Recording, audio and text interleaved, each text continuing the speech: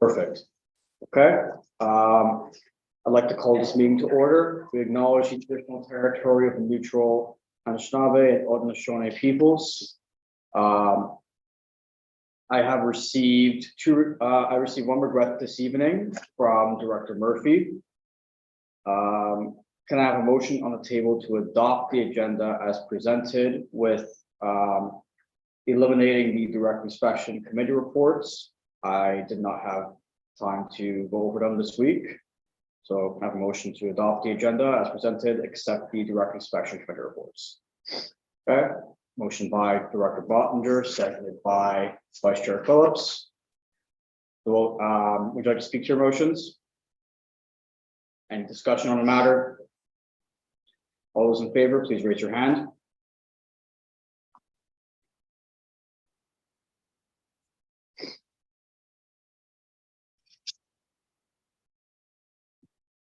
All those opposed?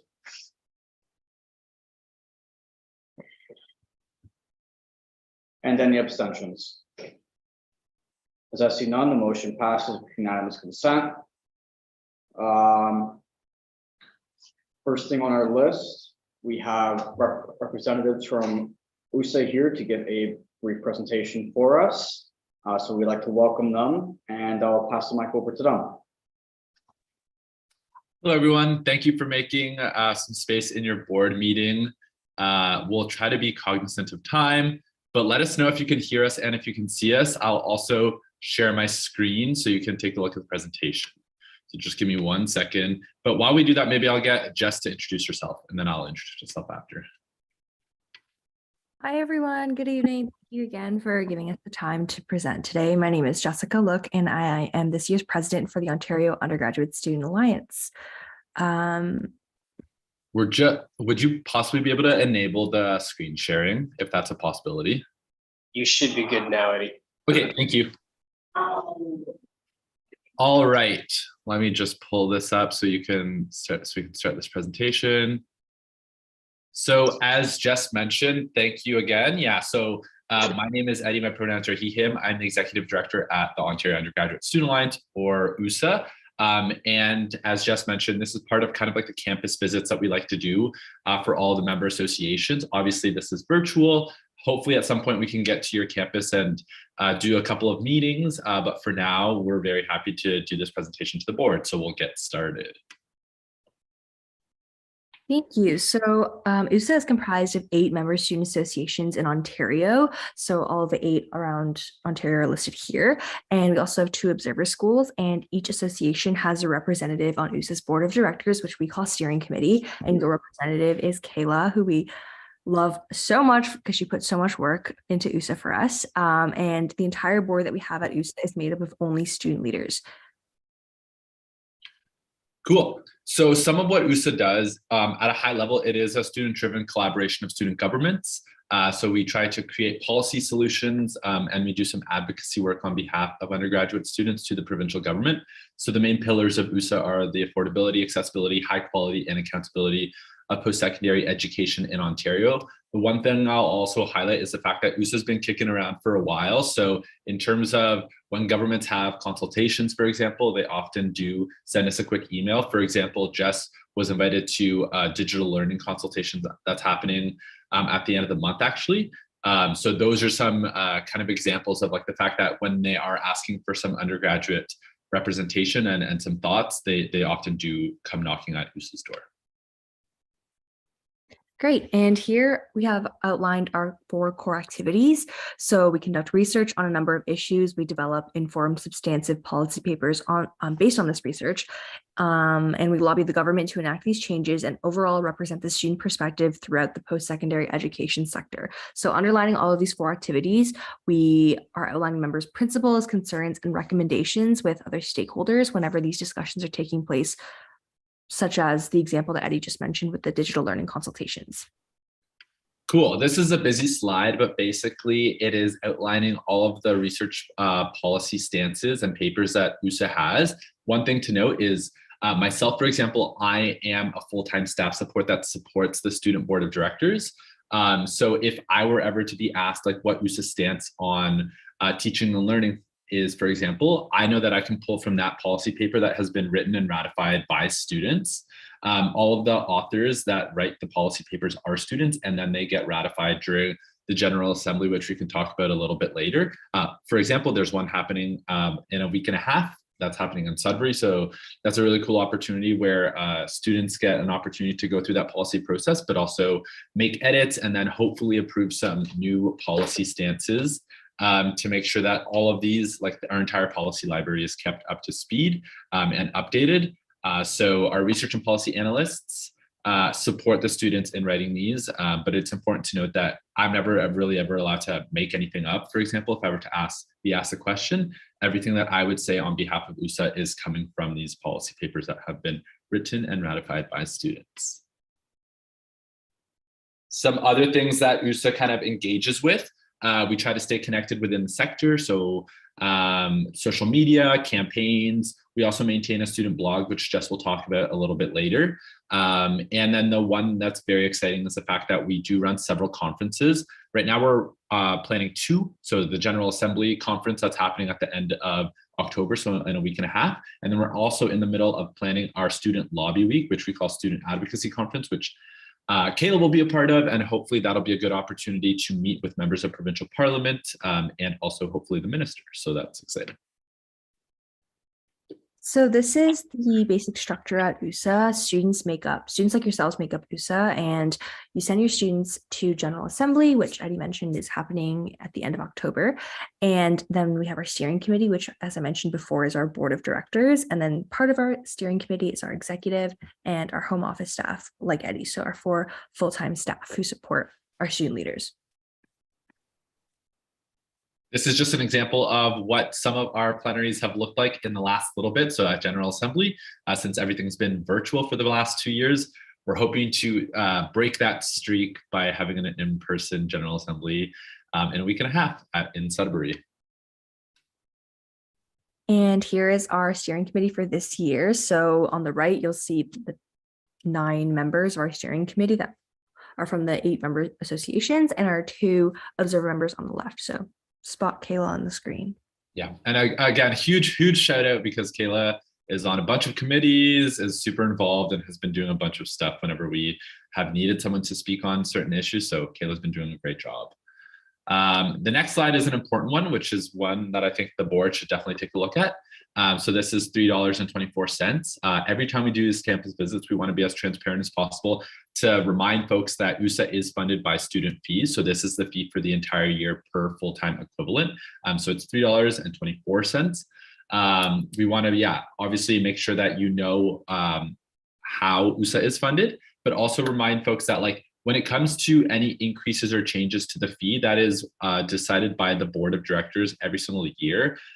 This past year, for example, they chose not to increase it at all. Sometimes the only increases that ever happen are usually like small inflationary increases. Obviously, inflation is really high right now, and I think the board decided, based off of our financials in the last little bit, it wasn't necessary to do so. So that's one thing to note. Like last year, it was also $3.24. I believe the year prior to that, it was $3.22. So usually the increases, if any, are very, very minimal, but always want to make sure that you understand that this is just one time a year. This is not per semester. This is just for the entire year. And that's how we kind of do the calculation for USA fees. So as members of USA, these are some different opportunities that are afforded to you. So the first is, of course, the ability to set USA's priorities and goals and have that sort of leadership in the province and access to decision makers in the post-secondary education sector.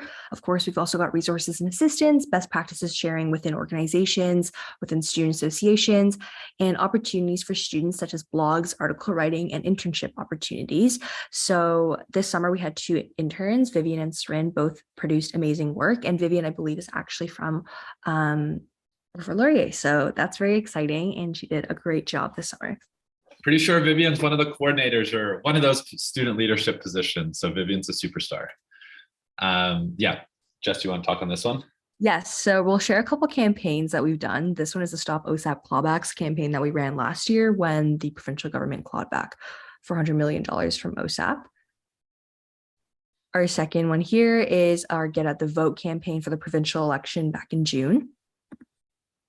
And then the other thing that I'll mention is we're hoping to also do a housing campaign in next semester. So that's something to look forward to. These are just two examples of some of the work that previous interns at USA have actually produced. Emily Brooks, who was actually a Laurier student as well last year, produced this lookbook highlighting Indigenous student artists. And then another, Ashiana, who was another intern, produced the research report on the right.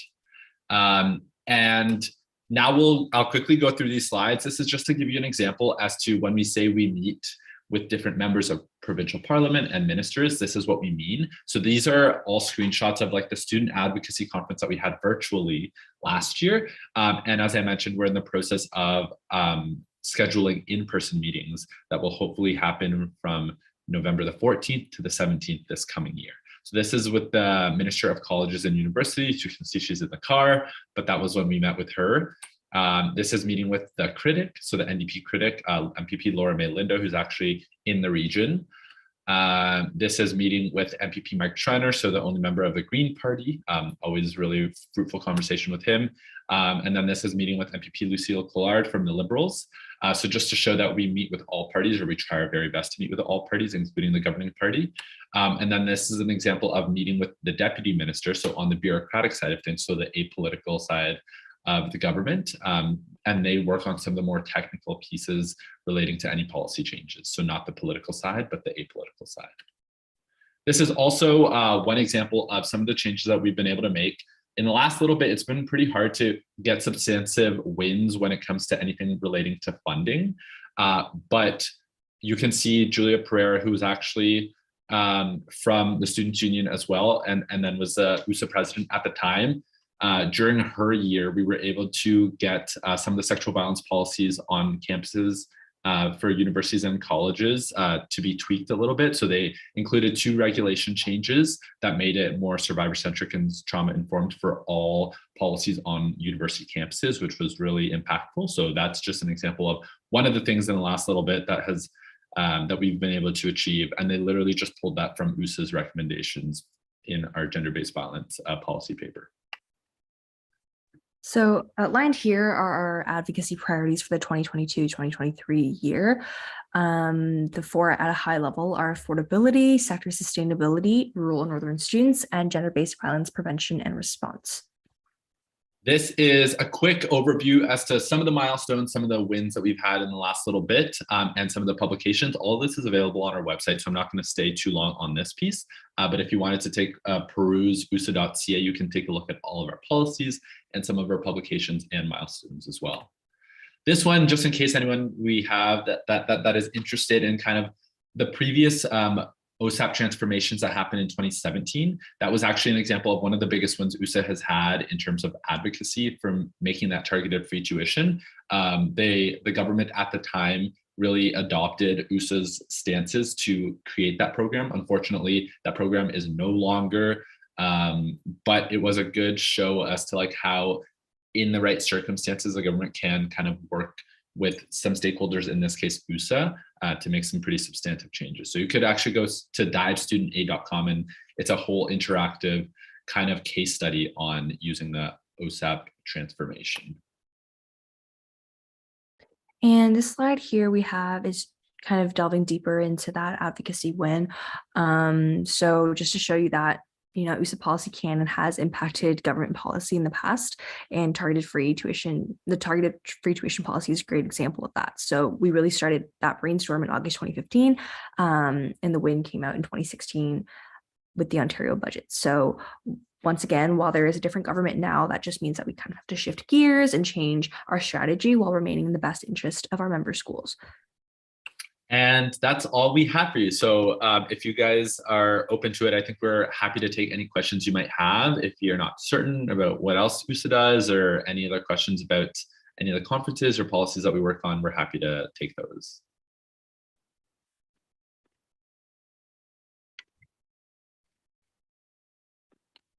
Director Abdul-Rashid, do you have your hand up? Yes, I do. Can I speak? Yeah, go ahead. Yeah, I just want to say thank you very much for the time that you've taken for our presentation today. I have essentially two questions for you. How can we as the Student Union Board of Directors support your advocacy efforts? Jess, do you want to take that? Sure, I can take that, and Eddie, you can add on if you'd like. So first of all, your board of directors, you guys are students first and director second. So I think having your student feedback at any point would be really helpful. All of our steering committee members, so Kayla on your campus, will be holding consultations regularly throughout the year. So I think supporting her in those consultations, making sure that we're getting that uptake, providing your own feedback would be one really easy way to do that. Another way is to get involved as a delegate for General Assembly. I think the delegates are selected for this semester already, but we're doing that again next semester. So definitely making sure that you guys are getting the students out to be delegates and representing your entire student body. But I think that's what I have. Eddie, feel free to add on. Yeah, I'm sure Caleb, if she wants to toss anything in the chat, can definitely do that. But I would also say, like, any campaigns that Kayla is working on or Usa is working on that Kayla is helping with, definitely sharing some of that stuff. I think, yeah, your voice is super important. And USO really only works if all the members are really working toward a collective goal. So, but no, thank you for that question. I do have a second question. That's okay.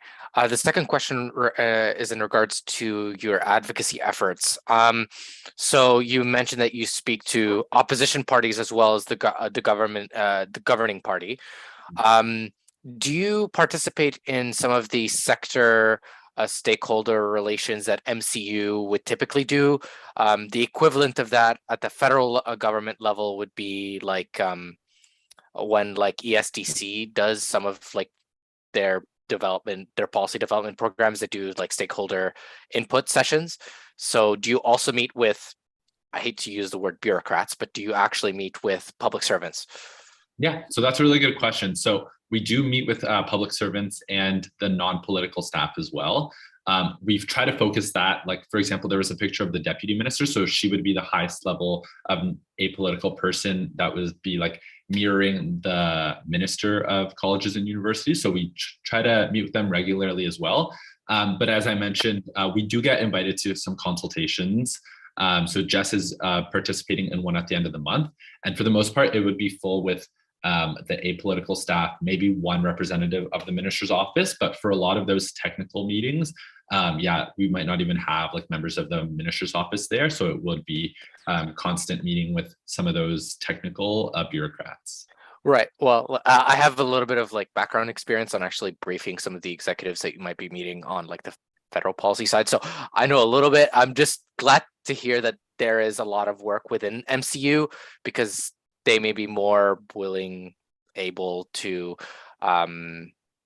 advocate and be more responsive to some of the issues that we as students are currently having with. So I guess my last question will then be, where do you see, where do you see the direction in regards to like affordability? Because like that's with the biggest concern I keep getting from all of my friends and other students is regarding affordability. So do you think that what are our current efforts, and then where will it kind of result? Are there going to be any results from that?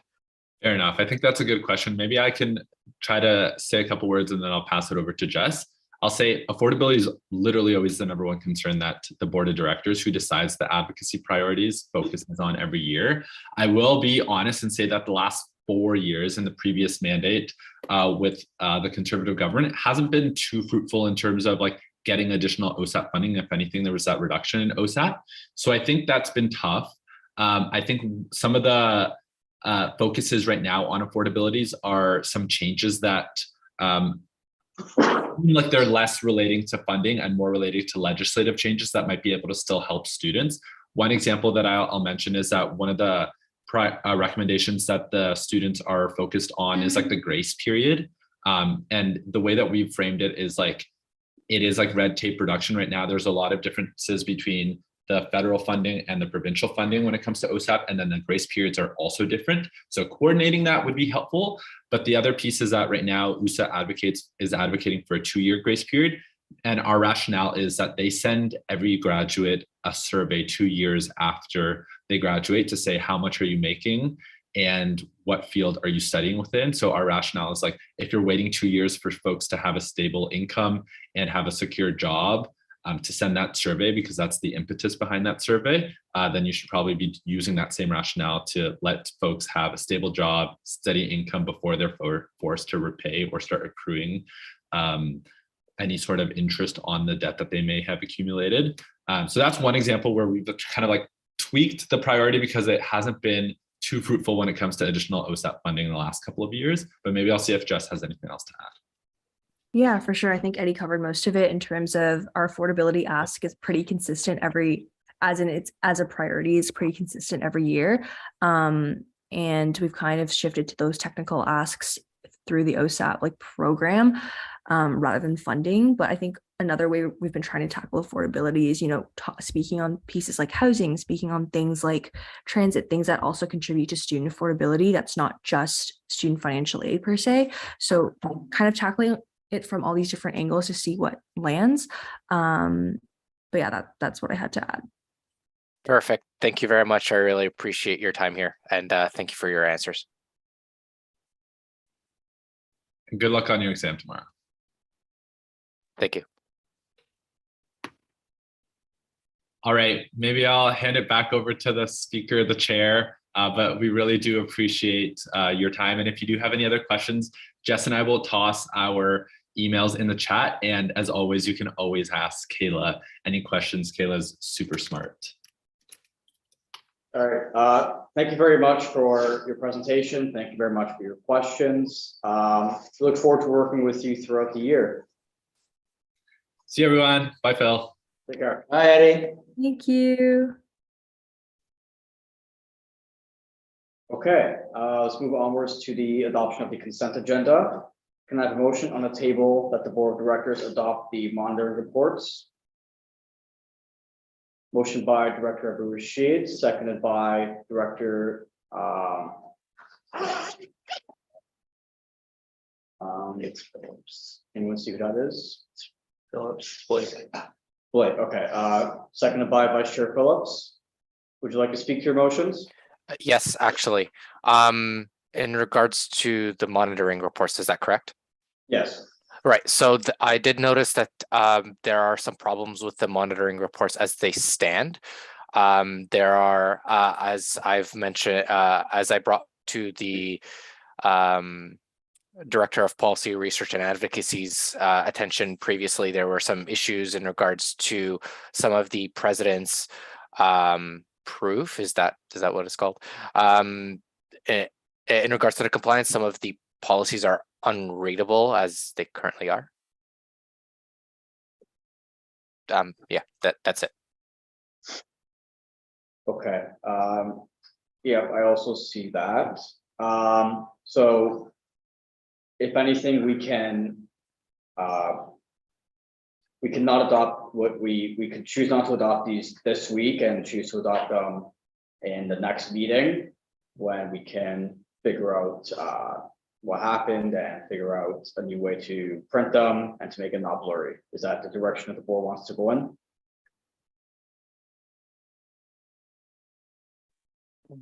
Whatever is most convenient for the staff, I think would be the best solution. So if Ian, if you'd like to tell us what is most convenient to you, we'd be open to that. I mean, you could recommend that the EL 2B, 2C, 2G, and 2N be tabled till next meeting, and then you're just essentially asking the president to resubmit the evidence for those monitoring reports. And the rest of them we can approve today. I believe it. Yeah, I believe the issue is just with the president's monitoring reports. Okay, so can I have a motion on the table to adopt monitoring reports BMD number 1, number 2A, 2B, 2C, 2D1, and 2D2? Motion by Director Abu-Rashid and seconded by Director Bottinger. Would you like to speak to your motions? Any discussion on the matter? Just one more minute. These don't include the minutes from previous board meetings. Is that correct? These do not, no. Yeah, no other discussion. Okay, all those in favor, please raise your hand.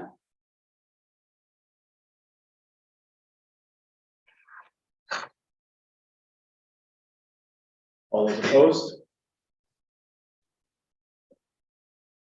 And any abstentions?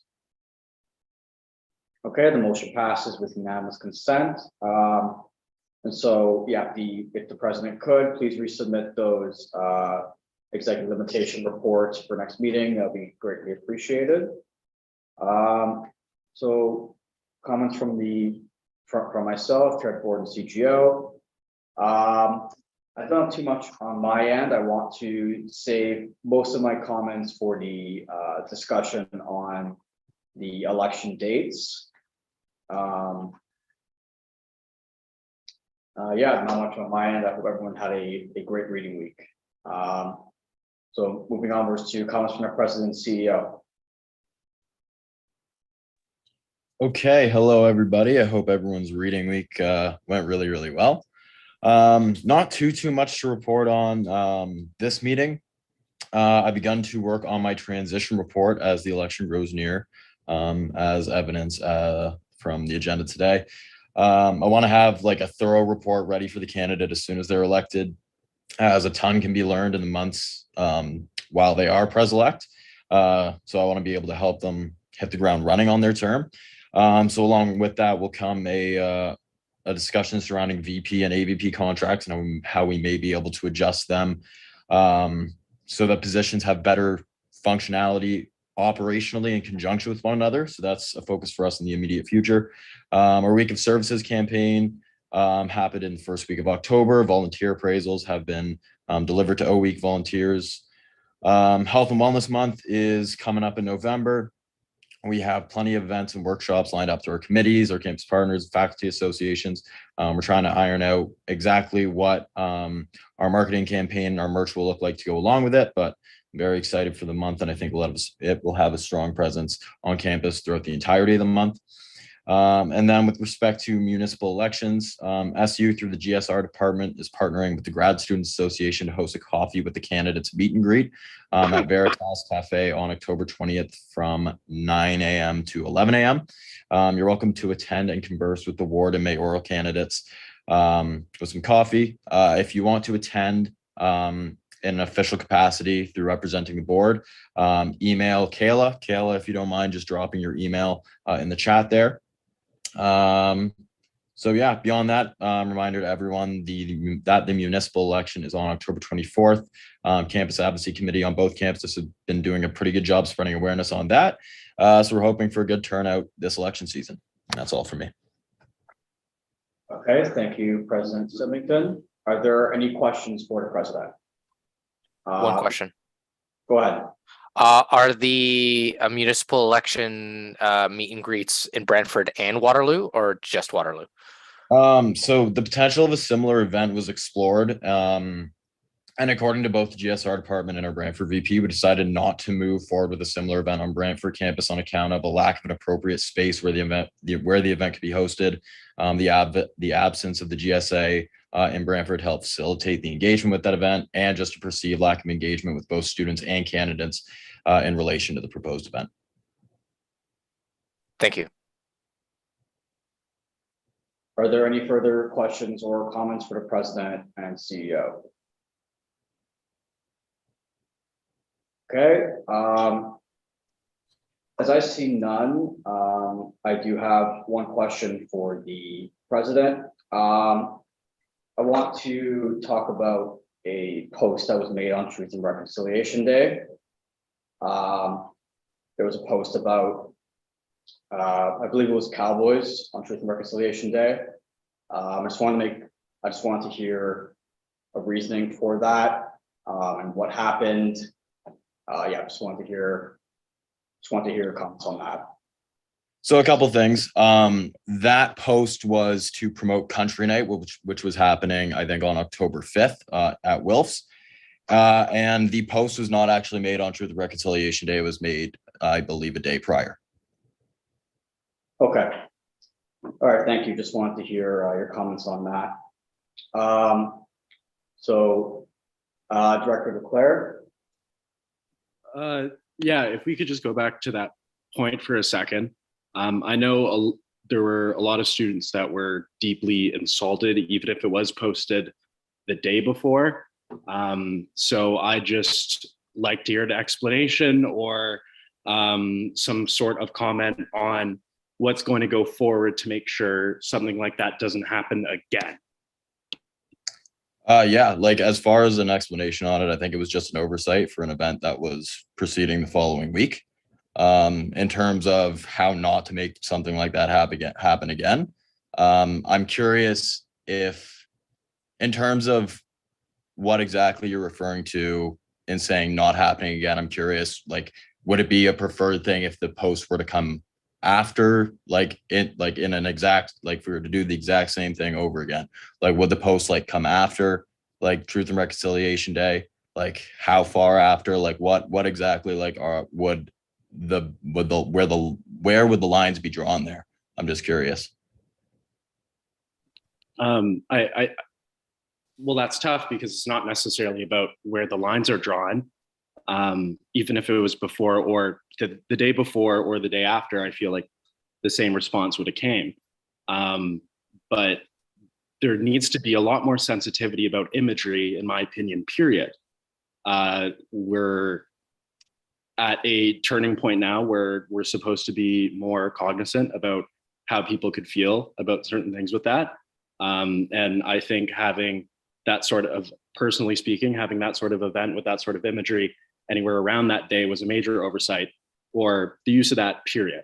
Of course, that's a much broader discussion that I think is very tricky to answer here.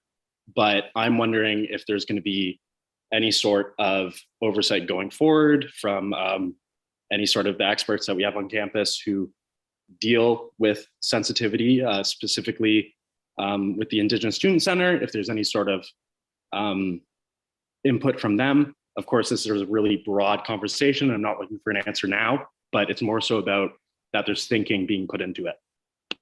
Yeah, and like I said, like that was an oversight, and in terms of how we try and work collaboratively with our partners on campus, that's something we can be conscious of moving forward.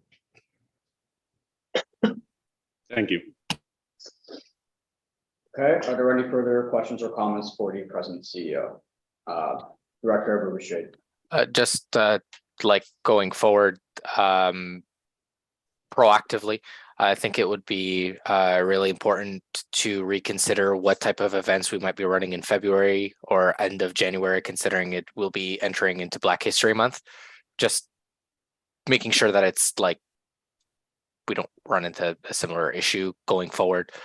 I'm not like accusing a malfeasance or anything. It's just I have a few Indigenous friends, so they weren't particularly happy about that.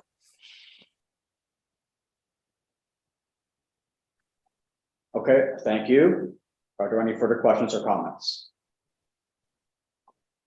Okay, so I see none, we will move onwards to comments from the Executive Director and COO, Mr. Phil Champagne. Bless you. Not a ton to kind of report. Obviously, a lot of our focus has been on the hospitality situation with the Director of Hospitality Services having resigned and subsequently left. Has it been 2 weeks already? Holy wow. A little over a couple of weeks ago. We have hired a general manager to kind of help stabilize that management team and get them through the rest of the year while the organization takes the time to take a more strategic look at what the hospitality should look like on a multi-campus level for undergraduate students. So we'll be kind of having some partnership discussions with the university as well as the Graduate Students Association, and a lot of consultation inside our own organization with student leadership, as well as the operational team within the hospitality department, so that we can figure out how best to move forward and service the students of Wilfrid Laurier University. That's been the primary focus, lots of little things kind of in and around that. Our operating procedures agreement, opening rounds of discussions start this coming Friday, knock on wood. And we received the first draft of the potential new Student Affairs Advisory Agreement late last week. And we are going to be working our way through that to try to get both of those agreements extended for the foreseeable future. Those are the high level highlights. Other than that, Okay, thank you. Any questions? Vice Chair Phillips. Hi, yes. So yeah, I don't know if this is more appropriate for the president or for you, Phil. I just wanted to clarify the free period products that are available in the bathrooms around campus were installed by the Students Union, correct? Specifically, like So- Breaker Academic.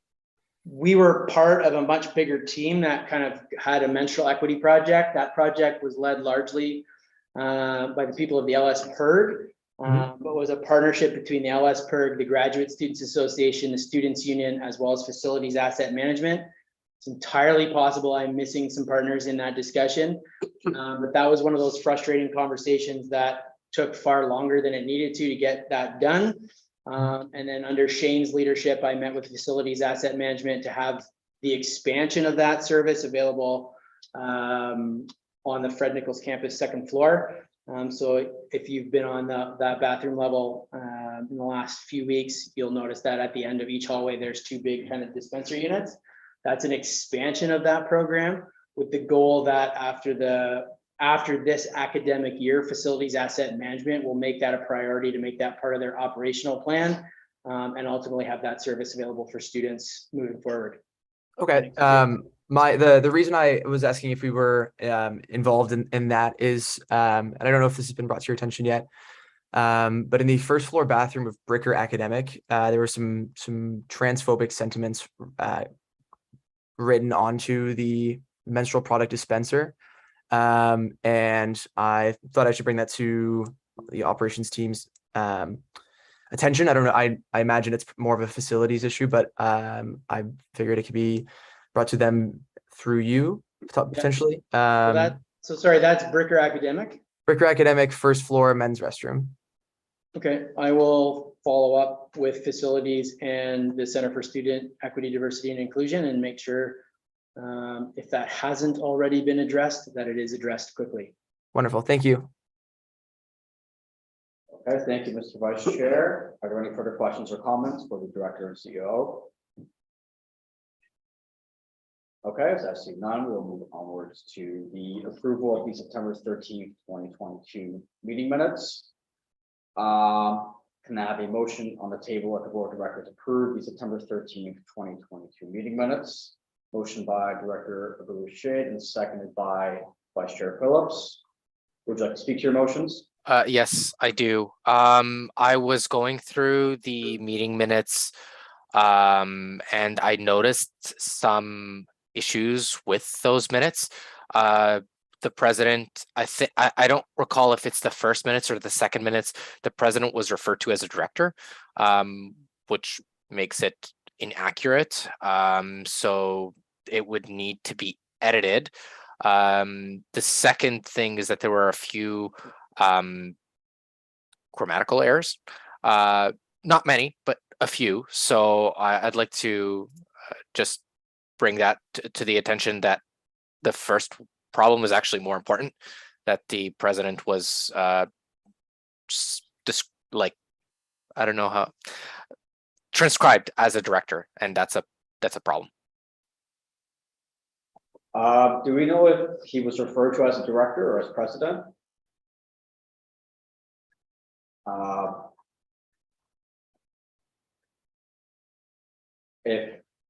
Because if he was referred to as Director Symington, then the meeting minutes be correct, even if it was a mistake on the speaker's end. If you look at page 9 of the September 13th, you could see that that the president is mentioned as director. So that was the biggest mistake I saw. Okay, well, we can definitely change that. So with that being said, can I have a motion on the table that the Board of Directors submit a request for these minutes to be resubmitted at the next board meeting. Motion by Vice Chair Phillips, seconded by Director Rashid. Would you like to speak to your motions? Any discussion on the matter? As I see none, the motion passes. As I see none, we'll be voting. All those in favor, please raise your hands.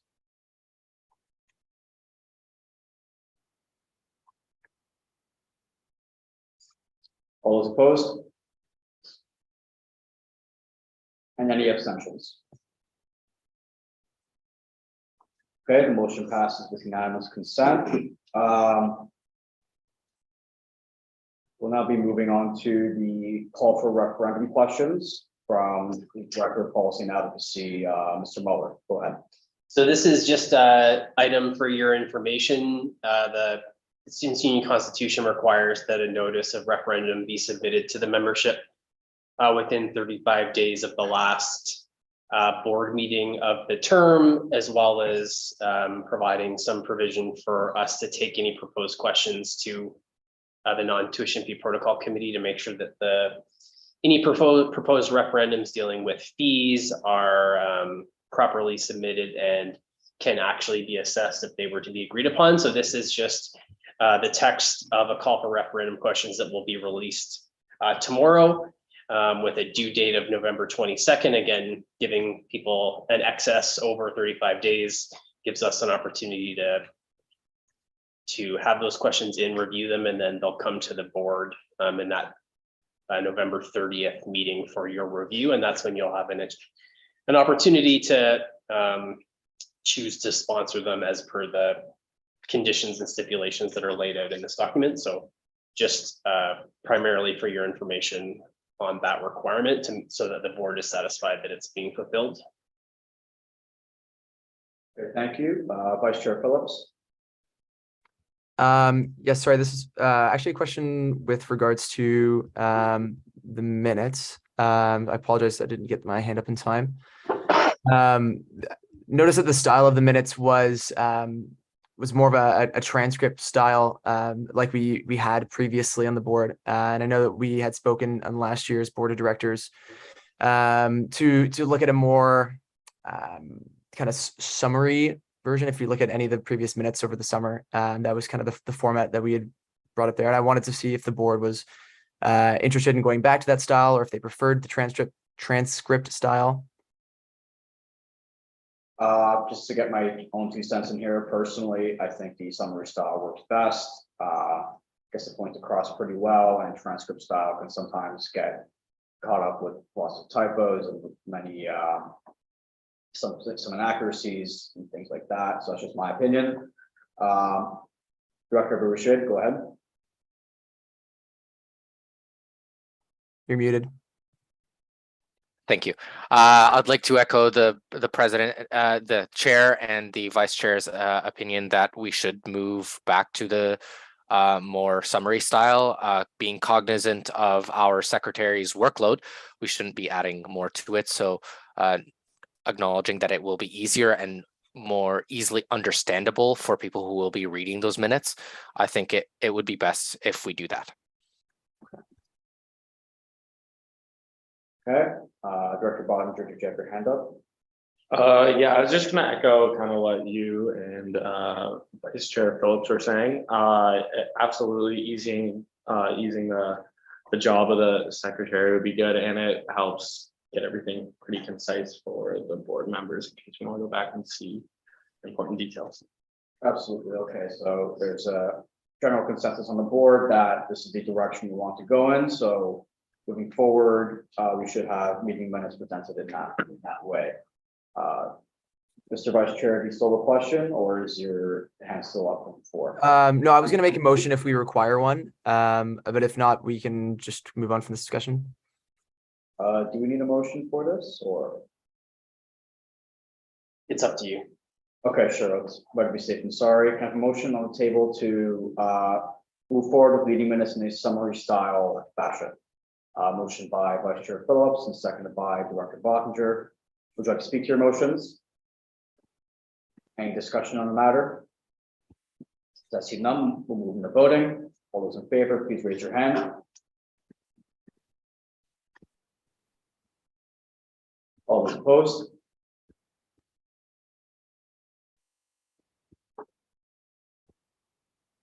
And any abstentions?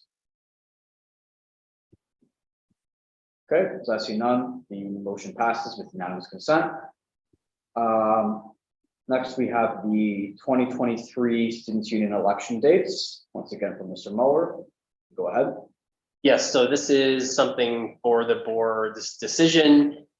Each time at about this year, we set the dates for the election period. So Article 3 of the Students' Union Constitution states that the annual general meeting of the members of the corporation shall be held at such time as the board of directors determines during the months of late January or February. You'll see in the briefing note I provided the calendar for last year for reference, and then a kind of 2-month snapshot for what the start of the winter term will look like with when the university reopens and the first day of winter term classes. So operationally, we'd be looking for the board to set those election dates tonight. Primarily the dates, all the dates, you don't have to worry about the details. What we really need is an indication of the all candidates meeting, which sets the election period in motion, and then a confirmation of the voting days. Okay, before we move forward to discuss voting days and the all candidates meeting, are there any questions for Mr. Champagne, for Mr. Muller? Yes, Director Boucher. Operationally, is it more convenient to do the election in January, in January rather than in February? Is there like an operational consideration? If we can make it easier for the staff, I would want to vote for that option. Yeah, the operational recommendation would be essentially to mirror last year's schedule. So again, our suggestion would be to hold the all candidates meeting on the evening of Sunday, January 8th, and then conclude with voting days on the 24th, 25th, and 26th of January. The primary considerations for these are the related hiring deadlines for the executive team that flow from the election of the president. There's a very involved hiring schedule, both for the executive leadership team and then subsequently the volunteer team. So we do try and nestle that in January so that we can have as much flexibility for those hiring timelines as well. Having the election conclude on a Thursday allows us to ensure that on the Friday we can check in with the president-elect and make sure we get them set up so that they're not going into a weekend not knowing kind of what's up. So that would be our formal recommendation. Solid. Thank you. Vice Chair Phillips, go ahead. On the discussion of election dates, I know that Director Samar is not present and did not submit regrets to this meeting. And as per discussion in the last board meeting, I know she was considerably in bad standing, and that this was kind of our final opportunity to show an effort with the board. Do we need to hold a special election before the general election? Go ahead. Well, the board hasn't made any kind of decision as to what to do with members in bad standing, so you guys would have to take the formal steps first, and then as a part of that, make a decision as to what you want to do with that moving forward. So what will be the first of these formal steps? Well, first and foremost, I would deal with the issue on the table, which is the election dates. And then circle back and have a discussion on what you guys want to do with the performance, because they're two separate discussions. One may not be like a special election may not be required. It all depends on what the board wants to do. Okay. Yes, Director Boucher. I'd like to echo the vice chair's feelings on this particular issue. As you all know, Brantford participation tends to be very low. I'm trying my best to change that. And I do feel like we should be holding our members accountable for their actions or inaction. And as such, I would, would this need to be in camera, or can this remain public? The discussion on the other Brantford director. I think it's safe to keep this in public because it's already on public record that she was not in good standing.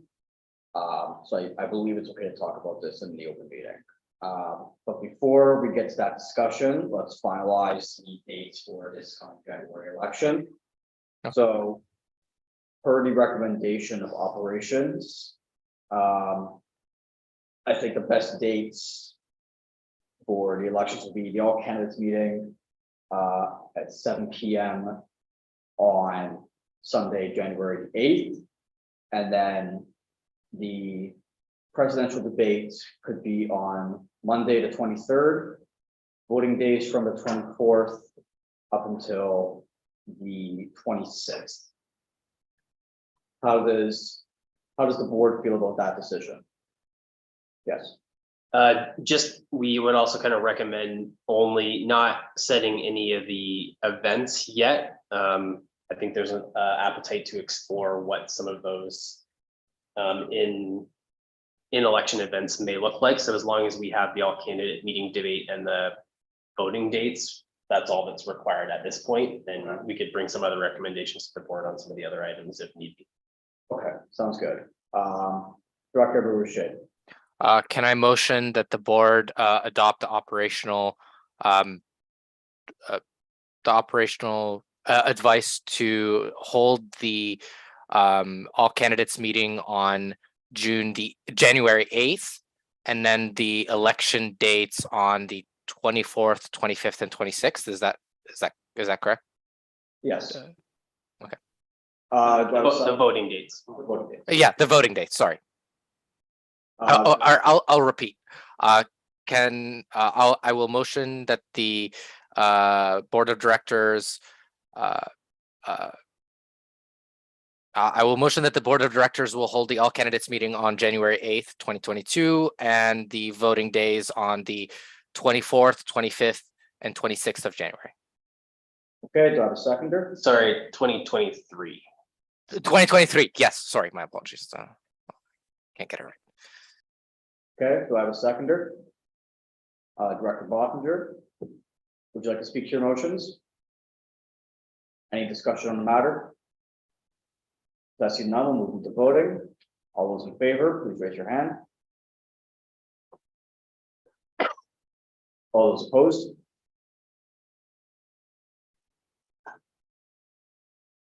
And any abstentions? Okay, as I see none, the motion passes with unanimous consent.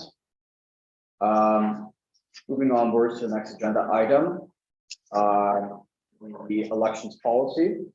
So, record policy advocacy. Muller, you can go ahead. Okay, so this is similar to the election dates. The board has before it the election policy for the 2023 election.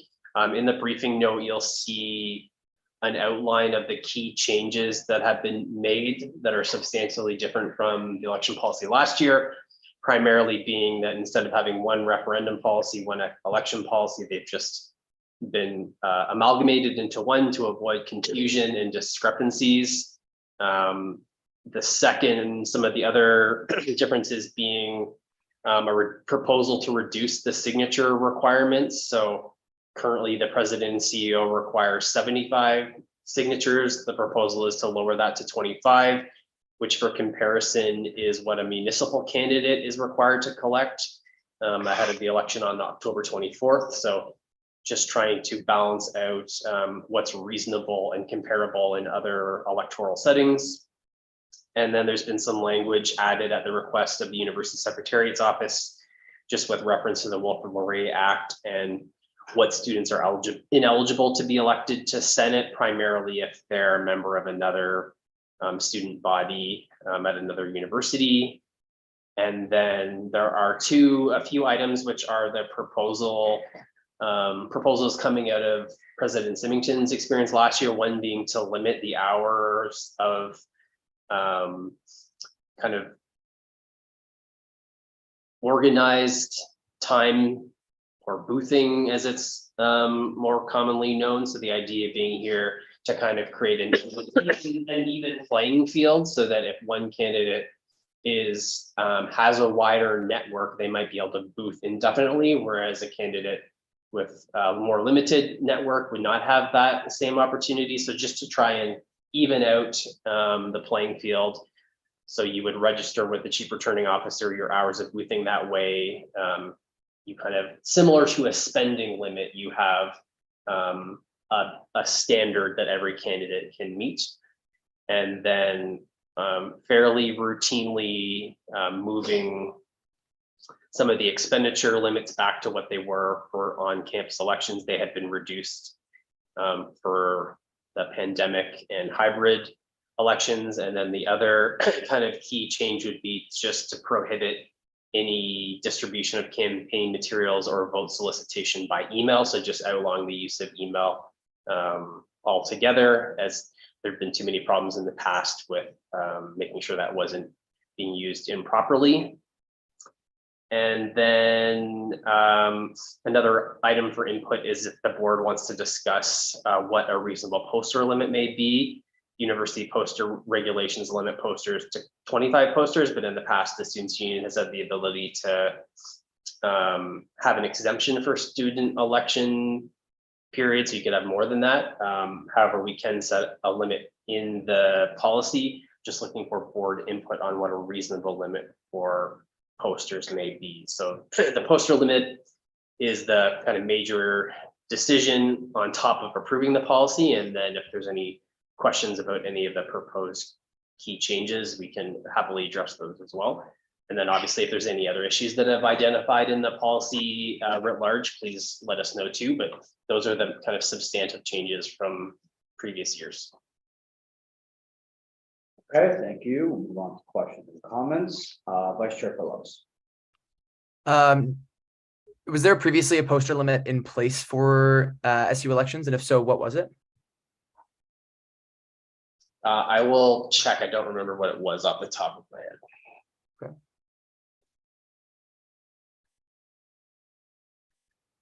Are there any further questions or comments?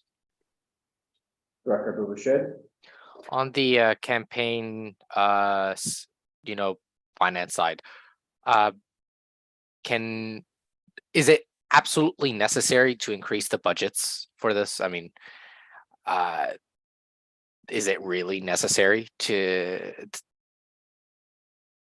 actually? I'd love to hear the president's experience campaigning on $500. Actually, like, I'm not like trying to be like sarcastic or anything, but I would like to get their input to see if it, like, do they really need it or not really? So my experience was interesting because I was game planning for an in-person election and then it ended up being a virtual election. But I think that extra $200 would have benefited me personally in person because it was my plan to have t-shirts printed for those who would have been boothing for me. And with it opens up a lot more flexibility with that extra $200 to get that done on top of the other things that I think are standard for campaigning, like things like giveaways and things like poster printing. I could pull up I'm sure it's somewhere on my computer, my budget from my campaign to speak on it a little bit better, but I think from what I remember, that's where I'm coming from here. And I think the Thank you previous very much. poster limit was tied into expenditures. So I think campaigns, there isn't a number listed in the previous iteration. So I think people had to balance out that they only had a certain number of expenditures and whether they wanted to use it on, as Shane mentioned, t-shirts have been pretty popular in the past. So if you were using a certain amount on t-shirts, your budget for posters would be limited as a result. So I think it's in the past been left up to how you choose to allocate your campaign funds. Okay. before we move onwards to Vice Chair Phillips, I just wanted to make a note.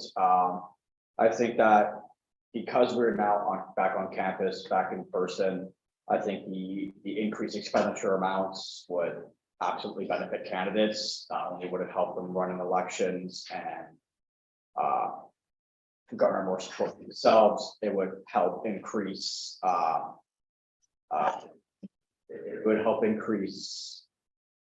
what's the word?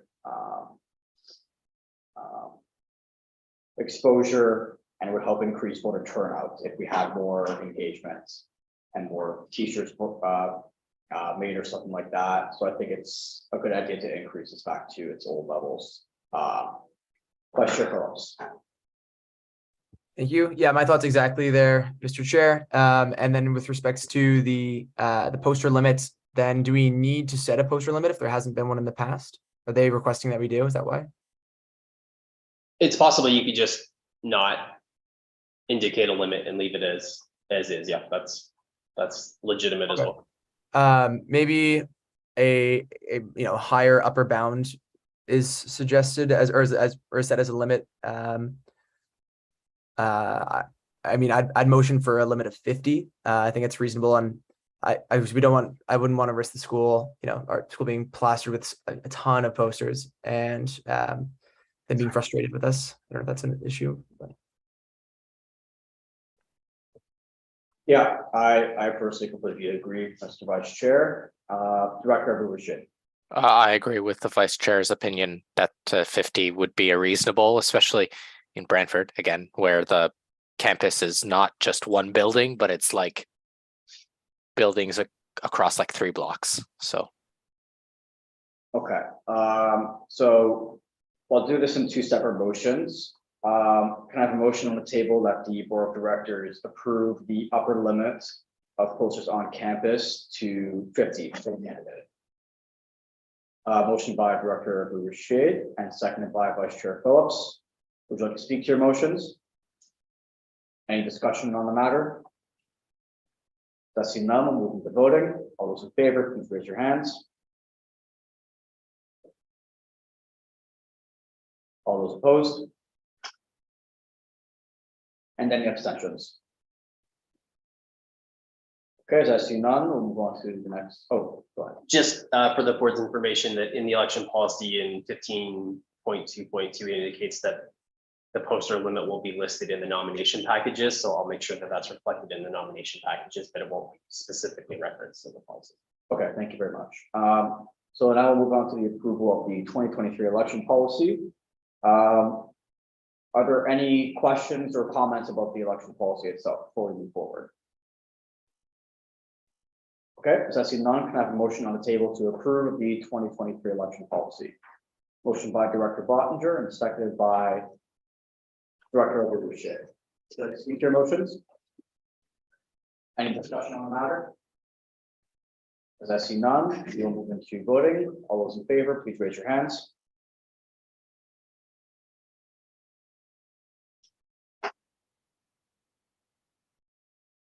All those opposed? And then abstentions.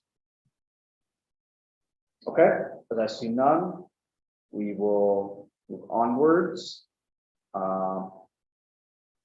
So any new business and announcements? I thought we were going to discuss the other director. Should we take that for next meeting or should we do it now? It's on the agenda. So Up to you guys. I personally would prefer we do it today, because I have found somebody who is very interested in being part of the board of directors in Brantford and really cares about governance. So. okay, sure. So we can start a conversation on that. So Phil, you mentioned that there are certain steps we take before moving into proceed removal of director. So what would those? Well, I mean, from what I understand, that the last board meeting, you guys had a pretty vibrant discussion and ultimately set this as a deadline to show of good faith. It appears as though that show of good faith has not been met and that you guys would then need to take correct me if I'm wrong, Ian, a 2/3 majority needs to vote in favor of removal based on poor performance. And then we would go through whatever steps we need to go through formally to remove them. Okay, so I just want to open the floor to any discussion before I put the motion forward. What are the thoughts of the board? What should we do at this point? Mr. Vice Chair. I just wanted to ensure that between last board meeting and today, you were able to reach out to the director in question, and mention that, you know, this was their last opportunity. Yes, I did mention that. She did not respond to me, however. Okay. That being said, I don't see a reason why we should continue with this director on the board. Okay. Any further opinions? As the vice chair just noted, no response basically means doesn't care. So to me, that really grinds my gears. So yes. Okay, can I have a motion on the table to remove Director Samar Hashmi from the board of directors at Wilfrid Laurier Students Union? Motion by Director Petitbio and seconded by Vice Chair Phillips. Would you like to speak to your motions? Any discussion on the matter? Does he know? Move into the voting process. All those in favor, please raise your hand. All those opposed? And any abstentions? Okay, as I see none, the motion passes into unanimous consent. I believe next steps would be to have a by-elect, or we don't have to have a by-election, do we? Or is that is there an option to keep the position open, or do we want to have a by-election? You're not required to fill a vacancy. As so long as the board has 8 members, you have the legal authority to continue. Okay. Even though we're not required to do so, does the board wish to hold another election? I would like to add to that piece of the conversation, if that would be okay. Yeah, go ahead. So taking into consideration that, again, student engagement in Brantford is considered poor, it would be a grave mistake for the board not to open a by-election for another Brantford director. I've met with a few students and I found somebody who's really interested and cares about the student union as a whole. So I think we should allow that a by-election to happen. Okay, Vice Chair Phillips, your hand is up next. I just wanted to clarify that if we were to fill the spot on the board via an election, it would need to be a director on the Brantford campus, from the Brantford campus. Yeah, I believe so. Okay. Okay. Phil, go ahead.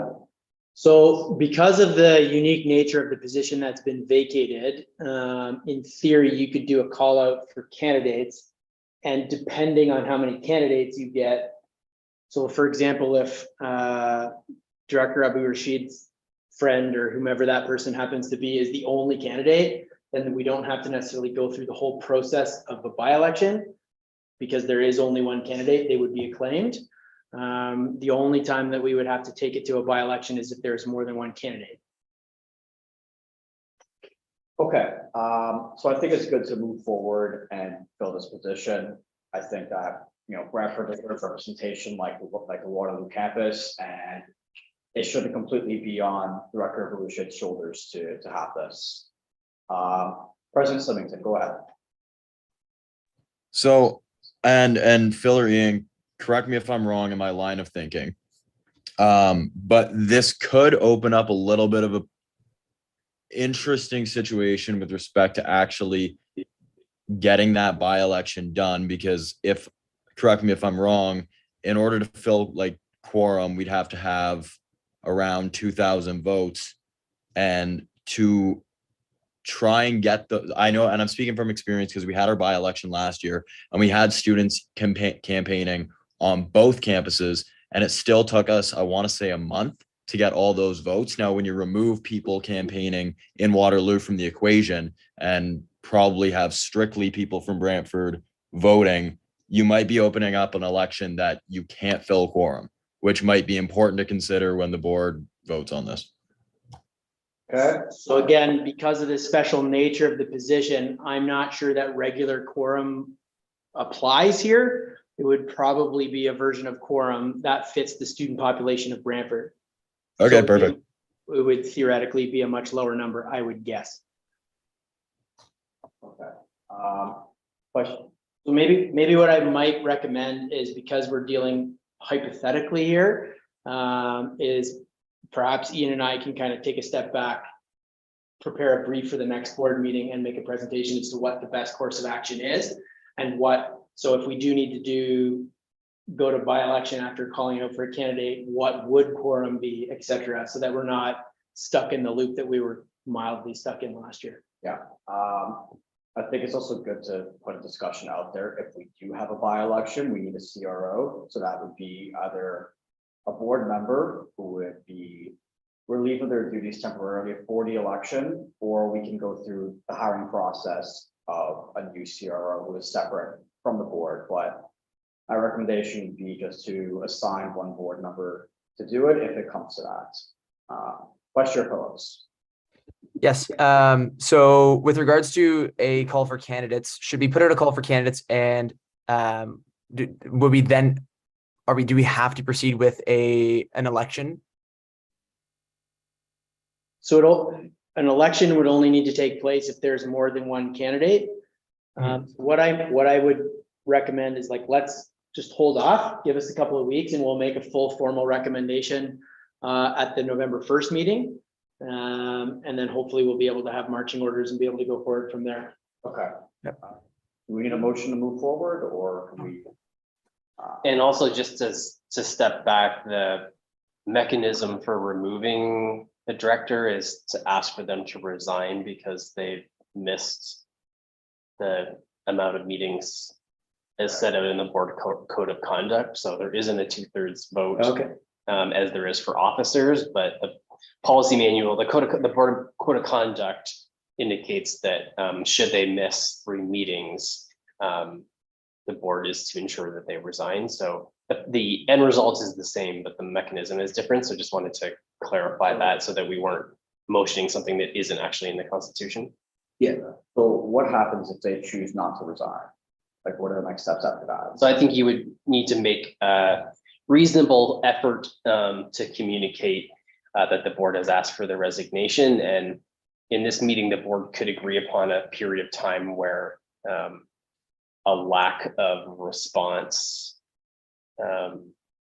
is deemed to be a resignation, similar to how when you're looking for, or some processes or if you've demonstrated no response, then the inaction is in of itself the action that you're looking for. Yeah, that's what I was most concerned about, is just for not responding. Director Evolution. 2 things. The first note for Ian and Phil.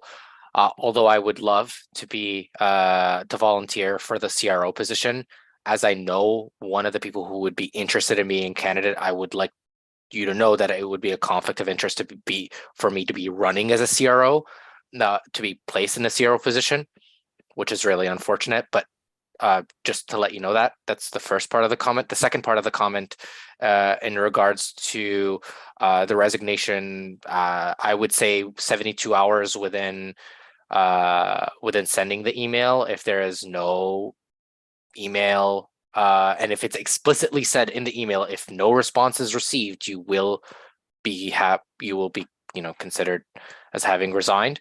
I think 72 hours is more than plenty. We've given a lot of runway, and as somebody who likes to give a lot of runway, we're at the end. Yeah, absolutely. I couldn't agree more. I think 72 hours is a good window of opportunity to give her a chance to formulate a response and to actually, see the email. Phil, did you have a question or a response? Nope, we're good. Okay, Vice Chair Phillips. Sorry, last comment about CROs. At the last board meeting, we approved the first recommendation of the ad hoc honorarium committee, which was to create a new position that would basically take over the CRO role. I know we didn't strike a hiring committee. Should we do that in order to begin the hiring process for that role as we prepare for the election? I think we can do that. But before that, I think it's good to have a clear indication as to how big this committee will be and the direct responsibilities that they have. So I think it's good to have a briefing note for that for the next November meeting, and then we can discuss it further with that. Okay, sounds great. Thanks, guys. Any further discussion on this matter? Okay, as I see none, I'll be messaging Director Hashmi tonight, and I will inform the board of her response, if any, within 72 hours. So onwards to new business and announcements. Yes, Phil, or Ian. Sorry, just another item. So late in the day, we were informed from the university secretary's office that we had another resignation from Senate. So if the board is amenable, if there was a motion for the board of directors to appoint the next runner-up for the Wilfrid Laurier University Senate from the 2022 election, we can slot another person into that empty role to expedite that particular process. Okay, sure. Vice Chair Phillips. I would like to make Ian's motion, please. Okay, is there a seconder? Director Bottinger, would you like to speak to your motions? Any discussion on the matter? I see none, we'll move to voting. All those in favor, please raise your hand.